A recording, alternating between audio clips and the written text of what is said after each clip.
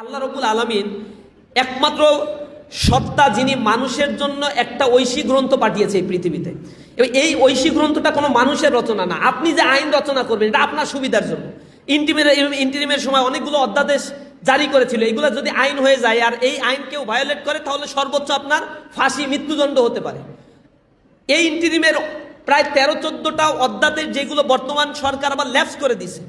এই সরকারের মনে হয়েছে যে এটা ভালো না, এই জন্য সে ল্যাপস করছে। আবার আওয়ামী লীগের সময় আইসিটি অ্যাক্ট ছিল, যে অ্যাক্টে অসংখ্য মানুষকে বছরের পর বছর কারাগারে থাকতে হয়েছে, যাবজ্জীবন রায় দেয়া হয়েছে, মানুষের জীবনকে শেষ করে ফেলছে। যে আইন, এটা মানুষের তৈরি করা আইন, আওয়ামী লীগের সুবিধার জন্য করেছে, ইন্টিরিম এসে সেটাকে আবার বাতিল করছে। পৃথিবীতে এত আইন মানুষ যা তৈরি করে এটাকে তারা বলে ডায়ালেকটিক ম্যাটেরিয়ালিজম।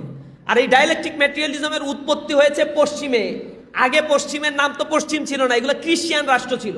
এই খ্রিস্টিয়ানিজম যখন গির্জার সাথে গবেষণার একটা কনফ্লিক্ট লাগলো, ওই ধর্মগুলো আপডেট না, ওই ধর্মের মধ্যে মিথ্যা কথা আছে, ওই ধর্মের মধ্যে নানা ধরনের বিষয়গুলো ইনকর্পোরেট করা হয়েছে, ইন্টেনশনালি সংযুক্ত করা হয়েছে, এবং গির্জা তার মতো করে চলতে গিয়ে সোসাইটির গবেষণার সাথে যখন কনফ্লিক্ট বেজে গেল, তখন ভায়োলেন্ট বাড়লো, অনেক বেশি বেড়ে গেল।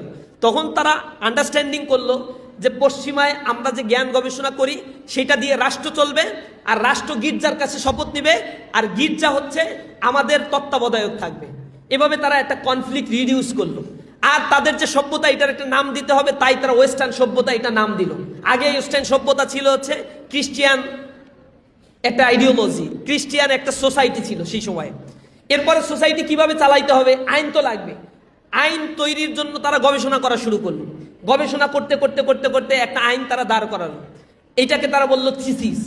এই থিসিসটা যখন বাস্তব জীবনে অ্যাপ্লাই করা শুরু করলো, সেটাকে আবার তারা বলছে কিছু জিনিস হয়ে যায় ভুল, যে না এটা বাস্তব জীবনের সাথে সাংঘর্ষিক, শুনতে ভালো লাগে, আইন কানুন ভালো, কিন্তু বাস্তব জীবনে চলে না। এটাকে নিয়ে আবার থিসিস করে, সেটাকে তারা বলে অ্যান্টিথিসিস। অ্যান্টিথিসিসের মধ্য দিয়ে আগের থিসিসের কিছু অংশ বাদ দেয়, কিছু অংশ রেখে দেয়, যেটা বাদ দেয় আজীবনের জন্য বাদ দিয়ে দেয়। তাহলে থিসিস, অ্যান্টিথিসিস। এবার অ্যান্টিথিসিস কিছুদিন যাওয়ার পরে দেখে এটাও ব্যাকডেটেড, এই আইন দিয়ে সমাজ এখন আর চালানো যাবে না, তাহলে আবার আরো কিছু গবেষণা করো, নতুন কিছু আবার আনে, আর অ্যান্টিথিসিস থেকে আবার কিছু বাদ যায়, ওইটাকে আবার বলে সিনথিসিস। Thesis, antithesis, synthesis. এইভাবে করে করে মানুষ তার জ্ঞান গবেষণা বুদ্ধি শুদ্ধি দিয়ে যখন যেটা ভালো, আজকে এটা ভালো তো কালকে ওইটা খারাপ, কালকে ওইটা ভালো তো পরের দিন ওইটা খারাপ, এই খারাপ ভালোর দোলাচলের মধ্য দিয়ে তাদের আইন প্রণয়ন করা হয়, যা মানুষের জন্য কোনো সময় জুলুম, কখনো শাসকদের তুষ্টির জন্য, ভালোর জন্য তারা শুধুমাত্র এই আইনগুলো প্রণয়ন করেছে। এই জিনিসটাকে বলে ডায়ালেকটিক ম্যাটেরিয়ালিজম, দান্দিক বস্তুবাদিতা। সমাজ ব্যবস্থায় এই দান্দিক বস্তুবাদিতা ওয়েস্টার্ন সোসাইটি উপহার দিয়ে সমাজের মধ্যে একটা ক্যাওটিক সিচুয়েশন তারা তৈরি করে রাখছে।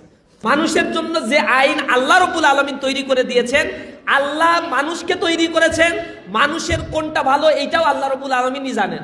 সুতরাং তার আইনই হচ্ছে সবচেয়ে পিউরিফাইড, সবচেয়ে আপগ্রেডেড এবং সবচেয়ে মানবতার জন্য উপযোগী একটা আইন, যে আইনটা দিয়ে আমরা বলি এই সোসাইটির সব সমস্যার সমাধান করা যায়। ইসলামিক ল কখনো ব্যাকডেটেড হয় না, এটা গবেষণার উপরে ডিপেন্ড করছে। সুতরাং এই আমাদের রাষ্ট্রের যে অর্থনৈতিক সমস্যা, রাজনৈতিক সমস্যা, সাংস্কৃতিক সমস্যা, ব্যক্তিগত সমস্যা, এগুলো সব সলিউশন আমরা ইসলামের মাধ্যমে করে দিতে চাই।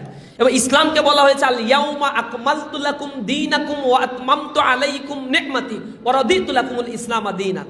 পরিপূর্ণ একটা জীবন ব্যবস্থা হচ্ছে ইসলাম, যেটাকে বলা হচ্ছে complete and comprehensive code of life. আপনার জীবনের ঘুম থেকে বিবাহ, পরিবার, চলাফেরা, আত্মীয়তার বন্ধন, লেখাপড়া, সামাজিকীকরণ, সব কিছুর বিস্তারিত বর্ণনা এই ধর্মগ্রন্থের মধ্যে আছে। ইভেন রাষ্ট্র পরিচালনা, অর্থ পরিচালনা, সব বিষয়গুলো ইসলামের মধ্যে আছে। ইসলামের ধার করতে যেতে হয় না পশ্চিমাদের কাছে, পূর্বের কাছে ধার করতে হয় না, কারো কাছ থেকে কোনো ল ধার করতে হয় না, কোনো কিছুই করতে হয় না। এটাকে আমাদের জানতে হবে, ইসলামিক শরিয়া যেটা, ইসলামিক ল যেটা, ইসলামিক রাষ্ট্র কাঠামো যেটা, এবং সেইটার ব্যাপারে ইসলামী ছাত্র শিবির প্রাথমিক পর্যায়ে দাওয়াতি কাজ করছে, স্টুডেন্টদেরকে লেসন দেওয়ার চেষ্টা করছে, বোঝানোর চেষ্টা করছে।